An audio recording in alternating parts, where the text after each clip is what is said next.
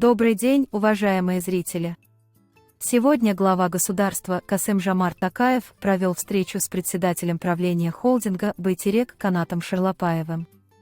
На встрече были обсуждены результаты деятельности холдинга за первое полугодие 2023 года.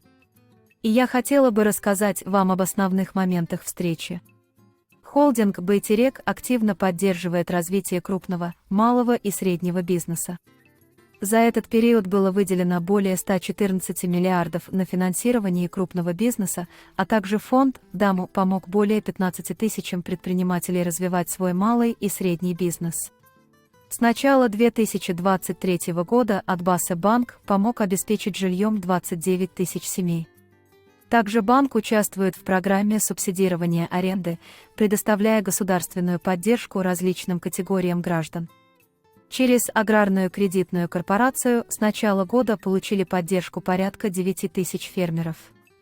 Кроме того, через Касагрофинанс было профинансировано порядка 3800 единиц сельхозтехники. А теперь, как я и обещала, у меня для вас сюрприз.